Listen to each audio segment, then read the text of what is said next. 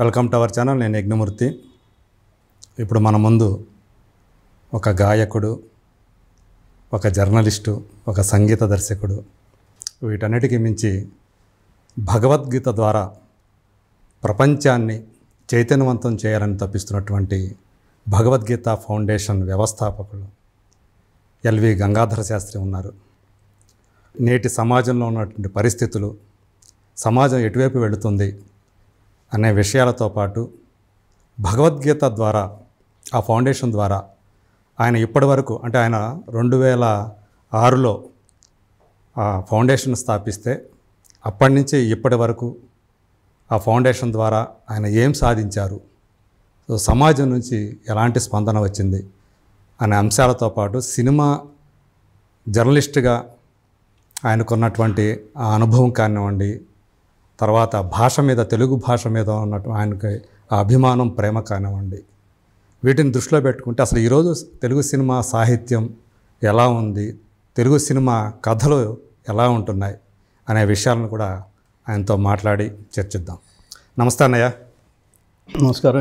చాలా నేను గారా మీరు సజ్జనానాం ఏమంటారు, సజ్జనానాం దర్శనం పుణ్యం, శ్రవణం పుణ్యం. మీలాంటి మంచి వాళ్ళని కలుసుకోవడం ఎప్పుడు ఆనందమే. నేను అనాల్సిన వాడు మీరు మంచి వాళ్ళని చాలా సంతోషం. చాలా సంతోషం. అదే నేను అంటే మీరు ఫిల్మ్ జర్నలిస్ట్గా కెరీర్ని ప్రారంభించారు. మీరు అక్కడి నుంచి ఇటువైపు వచ్చేట టైంలో నేను వచ్చాను. దాదాపు అంటే నేను వచ్చేటప్పటికి మీరు యువతలకు వచ్చేసే టైం అది. అంటే నేను 97లో మొదలుపెట్టిన 2002 నుంచి ఫుల్ టైమర్ని. ఆ 2002కి నేను బయటకు వచ్చి, మీరు బయటకు వచ్చారు. సో మిమ్మల్ని చూస్తూ, సో మీ సోదరుని ద్వారా వింటూ సో సంతోషపడుతూ ఉంటాను వేణు ద్వారా. సో అంటే భగవద్గీత అనే దాన్ని ఇప్పటి వరకు మనకి అంతకుముందు ఘంటసాల వరకే తెలుసు. ఆయన ఒక సందర్భంలోనే వాటి పాటలు ఉపయోగిస్తూ ఉండటం వాటిని. కానీ అదే భగవద్గీతని ప్రపంచానికి అంతటికీ కూడా వ్యాప్తం చేయాలని చెప్పేసి ఒక కంకణం కట్టుకొని అసిద్ధారా వ్రతంగా మీరు కొనసాగిస్తున్న తీరు చూస్తుంటే నేను చాలా సంతోషంగా అనిపిస్తుంటుంది, గర్వపడుతూ ఉంటాను అనమాట. పరమాత్మ అందుకు మీకు ధన్యవాదాలు. సో ఇప్పుడు ఈరోజు చూసుకుంటే మనం జనవరి 22న అయోధ్యలో జరిగినటువంటి బాలరాముని ప్రాణప్రతిష్ఠ, ఆ ఘటన అనేది దేశం మొత్తాన్ని కదిలించింది. దానికి ముందు ఏం జరిగిందో మనందరికీ తెలుసు. సో అది చూస్తే అంటే మొత్తం ఇర్రెస్పెక్టివ్ ఆఫ్ రిలీజియన్ అందరూ కూడా దానికి సంఘీభావం తెలపటం. సో వాళ్ళు కూడా ఎవరైతే అంతకుముందు దానికి వ్యతిరేకించారో ఆ మతం వాళ్ళు కూడా దానికి యాక్సెప్టెన్స్ లభించడం వారి నుంచి కూడా. సో ఇదంతా మీకేమనిపిస్తుంది ఒక భారతీయుడిగా? భారతీయుడిగా నేను చాలా గర్వపడి మహదానందపడిన క్షణాలు ఈ నెల 22వ తారీఖు, జనవరి 22వ తారీఖు కేవలం భారతదేశమే కాదు, ధర్మము అని మనసులో దృఢంగా సంకల్పించిన, ధర్మం పట్ల అవగాహన ఉన్న ప్రపంచంలో ప్రతి వ్యక్తి ఆనందించిన రోజు, ప్రతి ధర్మ బంధువు, జ్ఞాన సింధువు ఆనందించిన రోజు. అసలు ఊరూరా స్వచ్ఛందంగా మోడీ పిలిపివ్వాల్సిన అవసరం కూడా లేదు. అసలు శరీరం అంతా రోమాంచితమై గగుర్పాటు కలిగించే సన్నివేశం అప్రమేయం అంటాం దాన్ని. అప్రమేయం, అగణితం, అసామాన్యం. రాముడి అస్తిత్వాన్ని లేదా హిందువుల అస్తిత్వాన్ని, హిందువుల ఆత్మగౌరవాన్ని, ఈ దేశపు ఉనికిని, ఈ దేశపు ధర్మాన్ని, ఈ దేశం ప్రపంచానికి అందించిన జ్ఞాన సంబంధమైన ఆస్తిని మనం కాపాడుకోవడానికి 500 సంవత్సరాలు పట్టడం అన్నది అత్యంత దురదృష్టకరమైన స్థితి.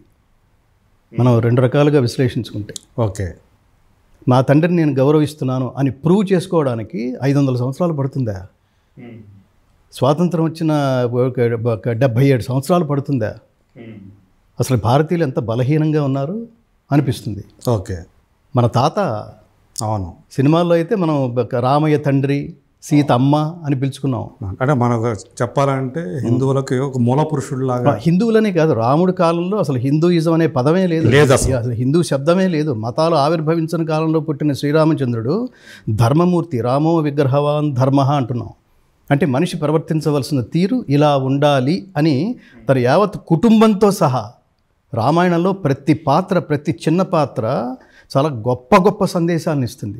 మీరు ఈ పాత్ర నుంచి మనం నేర్చుకోవాల్సింది ఏమిటి అంటే మనకి ఒక అద్భుతమైన సందేశం ఇస్తుంది. వాడు ఎంత గొప్పవాడై, మా అన్న ఎంత గొప్పవాడైనా సరే వాడు అధర్మజ్ఞుడు కాబట్టి వాడి పక్కన నేను ఉండను అని విభీషణుడు వచ్చేసాడు. అవును. సో ఈ రోజులతో మనం పోల్చుకుంటే వాడు ఎంత విధమైనా మన క్యాస్టోడైతే వాడికి ఓటు వేసేయటమే అనే స్థితిలో ఎలా ఉన్నామో చూడండి. అవును. అదేమిటి క్యాస్టిజం ఏమిటి, అవును, ఆ బంధుత్వం ఏమిటి, మన మతం, మన కులం, మన వర్గం ఇది లేదు. అందుకనే శ్రీరాముడు ఎవరు అంటే, శ్రీకృష్ణుడు ఎవరు అంటే ఇద్దరు ఒకటే, ఇద్దరు ధర్మమూర్తులే. ధర్మాన్ని ఆచరించినవాడు శ్రీరాముడు, ధర్మాన్ని బోధించినవాడు గురువై, తనే జగద్గురువై బోధించినవాడు శ్రీకృష్ణుడు. 2 యుగాల్లోనూ ధర్మం అనే మాట్లాడుతుంది. అసలు భగవద్గీత ప్రారంభమే ధర్మక్షేత్రే కురుక్షేత్రే, ధర్మంతో ప్రారంభమవుతుంది. సో ప్రతివాడు ఆచరించవలసింది, ప్రతివాడు ఆలోచించవలసింది, ప్రతివాడు ప్రయాణించవలసింది, ప్రతివాడు చేరుకునే లక్ష్యంలో మనం ఆచరించవలసిన కర్మ ఏ పద్ధతిలో ఆచరించాలి, ఇవన్నీ ప్రపంచానికి చెప్పినవాడు. కాబట్టే మీకు థాయిలాండ్లో, ఇందాక అనుకున్నట్టున్నాం మనం, థాయిలాండ్లో రామాకీన్ పేరుతో రామాయణాన్ని జాతీయ గ్రంథం చేసుకున్నారు వాళ్ళు. మనమేమో రాముడికి గుడి కట్టడానికి ఎవడో దాన్ని కూల్చేసి, ఒక అజ్ఞాని, ఒక మూర్ఖుడు, వాడి ఉనికి కోసం మిగతా వాళ్ళ ఏ దేశాన్ని అయితే పరిపాలిస్తున్నామో ఆ దేశంలో నా ఉనికి ఉండటం కోసం ఆ దేశపు అస్తిత్వాన్ని నాశనం చేయాలనే ఒక దారుణమైన సైకాలజీని ఇంప్లిమెంట్ చేసిన జాతి అది.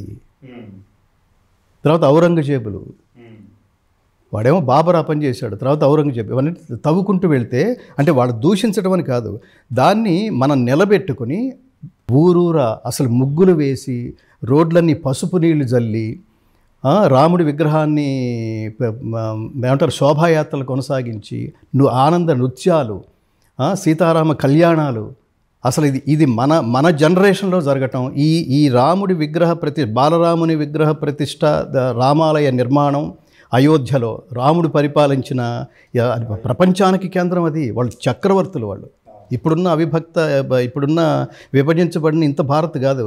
వాళ్ళు ప్రపంచం నలుమూలలా వ్యాపించిన మహానుభావులు వాళ్ళు. అవును. అయోధ్య కేంద్రం అంతే, కేంద్రం. సో రాజధాని. సో ఈ దేశమంతా స్వచ్ఛందంగా అంత ఆనంద హేళల్లో మునిగి తేలడం అన్నది మనం చూసిన, అసలు ప్రతి ఇంట్లోనూ ఏడుస్తూ కనిపించారండి అసలు ఆనందాశ్రులతో. అసలు ఇది మనం ఇంకెప్పుడు చూడం. మన జనరేషన్లో ఇది కనపడ్డం అన్నది ఇది నాకు చాలా ఆనందం కలిగించిన విషయం. ఆ సందర్భంగా నేను అయోధ్యకు వెళ్లకుండా శ్రీరాముడి వైభవాన్ని వీలైనంత వరకు ఇప్పుడు మనం కట్టుకుంటే రాముడి ఆలయం నిర్మించుకున్నాం. ఇప్పుడు జరగవలసింది రాముడు ఆలయం నిర్మించుకుని భజన చేసేసి కుదరదు. ఇప్పుడు రావాల్సింది రామరాజ్యం. ప్రతి చోట రాముడు ఎలా పరిపాలించాడో, రామరాజ్యం అని ఎందుకు పేరు వచ్చిందంటే ఇప్పుడు ఒక టర్మ్ నడవడానికి రాజకీయ నాయకులు ఎంత టెన్షన్ పడుతున్నారో చూడండి. ఎన్నో ఉచితాలు, ఎన్నో తాయిలాలు, ఎన్నో దుర్మార్గాలు, ఎన్నో దరిద్రాలు, ఎంతో అధికారం నిలుపుకోవడం కోసం ఎందరో బలహీనతల్ని క్యాష్ చేసుకునే ప్రయత్నంలో ఎంత చేసినా నెక్స్ట్ టర్మ్లో ఉంటాడనే గ్యారంటీ లేదు.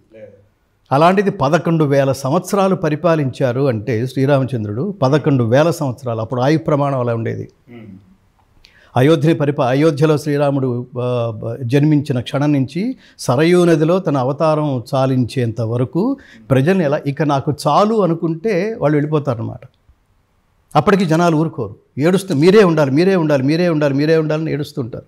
అంటే ఇప్పుడు ఇప్పటి యొక్క ప్రమాణాలు బట్టి చూస్తే ఆయన 11,000 సంవత్సరాలు పరిపాలన చేశాడు. 11,000 సంవత్సరాలు పరిపాలన చేశాడు. సో అలాంటి మహాత్ముడు కేవలం భారత జాతి కాదు, యావత్ మానవ జాతికి ఆదర్శ పురుషుడు. ఆయన జస్ట్ పురుషుడు కాదు, పురుషోత్తముడు. మానవ జీవన ప్రవర్తన సరళి ఇలా ఉండాలని ప్రపంచానికి తను ఆచరించి చూపించినవాడు. ఓకే.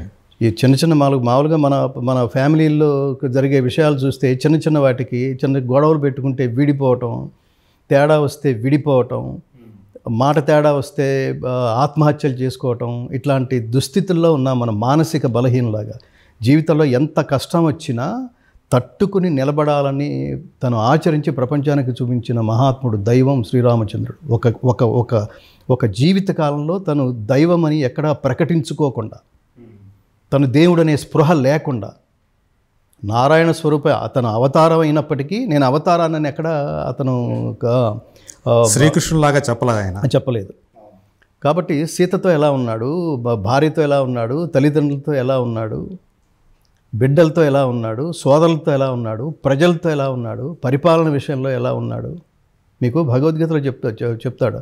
అసలు ఎవడు నన్ను చేరడానికి అర్హుడు, నన్ను చేరాలనుకునేవాడికి, నా అనుగ్రహం పొందాలనుకునేవాడికి, నా ఆశీస్సులు తీసుకోవాలనుకునేవాడికి, నాతో మైత్రి కొనసాగించాలనుకునేవాడికి కావాల్సిన అర్హతలు ఏమిటో పరమాత్మ చెప్తాడు. అద్వేష్ట సర్వభూతానాం మైత్ర కరుణ ఏవచ నిర్మమో నిరహంకార సమదుఃఖ సుఖ క్షమీ. ఇన్ని క్వాలిఫికేషన్స్. అంటే నేను అనే అహంకారం లేనివాడు. మీరు ఇవన్నీ రాముడికి ఆపాదించుకుంటే కరెక్ట్గా, అంటే పరమాత్మ ఎక్కడున్నా ఇలాగే బిహేవ్ చేస్తాడన్న విషయం తెలుస్తుంది. ఒక మతంలో ఒక రకంగా, ఆ మతంలోకి వెళ్ళి ఒక రకంగా చెప్పి వాళ్ళందరూ దేవుళ్ళని ప్రకటించుకుంటున్నారు చూడండి. దేవుడు ఎక్కడైనా ఒకటే రకంగా మాట్లాడతాడు, అది సార్వజనీనంగా మాట్లాడతాడు. ఒక మతంలో ఒక రకంగా, ఇంకొక మతంలోకి వెళ్ళి లాజిక్ లేకుండా మాట్లాడడం, ఇలా అట్లాంటిది ఉండదు. సో కృష్ణుడు మాట్లాడినా, రాముడు మాట్లాడినా అద్వేష్ట సర్వభూతానాం, ఏ ప్రాణి ఎడల ద్వేషభావము లేనివాడు. కేవలం మనుషులకు మాత్రమే కాదు, ప్రాణులకు, సర్వప్రాణులు 84 లక్షల రకాల జీవరాశులతోనూ అంతే సమానంగా సమదృష్టితో ఉండగలిగేవాడు. మైత్రి కరుణ కలవాడు. నిర్మమో నిరహంకార, మమత్వం, అటాచ్మెంట్ లేనివాడు. ఒకటి పట్ల బంధుత్వం, ఒకటి పట్ల అప్రియత్వం, వీడు మన క్యాస్ట్ ఫీలింగు రెండూ లేనివాడు. అహంకారం లేనివాడు. నేను చక్రవర్తిని కాబట్టి నేను ఇక్కడ కూర్చుంటే ఏమైనా చెల్లుతుంది. ఇప్పుడు మీరు ఉదాహరణకి, నేను అప్పుడప్పుడు ఉదాహరణకి మీకు మన స్థితి ఏమిటో తెలియటానికి నేను ఈ పక్క మతాల వాళ్ళు, పక్క దేశాల వాళ్ళ ఉదాహరణ చెప్తుంటాను. అలా చెప్పాలి కూడా. కొంతమంది సలహాలు ఇస్తుంటారు, దీని గురించి చెప్పండి, వాళ్ళ గురించి ఎందుకు, మనకెందుకు వాళ్ళ గురించి అంటే మీకు ఖచ్చితంగా తెలియాలి. నీ విలువ తెలియాలంటే ఎప్పుడు పక్కన వాడితో నువ్వు కంపేర్ చేసుకుంటూ ఉండు. దీనివల్ల 2 ఉంటాయి. పక్కన వాడితో కంపేర్ చేసుకోవటం వల్ల నెక్స్ట్ లెవెల్కి ఎలా ఎదగాలో తెలుస్తుంది, ఎలా ఉండాలో తెలుస్తుంది, ఎలా ఉండకూడదో తెలుస్తుంది. ఓకే, అలా ఆ కోణంలో ఆ కోణంలో మీరు కంపేర్ చేసుకుంటూ ఉండాలి. ఇప్పుడు ఉదాహరణకి నేను గాయకుడిగా ఉన్నప్పుడు ఘంటసాల గారితో కంపేర్ చేసుకునేవాడిని. ఘంటసాల గారి పాటని యథాతథంగా పాడడం ప్రాక్టీస్ చేయడానికి ఇప్పుడు చాలామంది చూడండి, ఏదో నా ముందు ఎవరన్నా గాయకుడు కూర్చుంటే పాడవయ్యా అంటే, సార్ మీ ముందు పాడడం అసలు కంపేర్ చేయొద్దా, ఇలా అనుకుంటే, ఇలా కంపేర్ చేసుకుంటే. ఘంటసాల గారు ఉన్న కాలంలోనే బాలసుబ్రహ్మణ్యం గారు వచ్చాడు. ఆయనకి ఎంత ధైర్యం ఉండి ఉండాలి. అమ్మో ఆయన ఉంటే నేను రానంటే బాలసుబ్రహ్మణ్యం గారిని మనం మిస్ అయ్యేవాళ్ళం కదా. అవును. సో ఎవరి ప్రతిభ, ఎవరి స్థాయి, ఎవరి స్తోమత వాళ్ళది.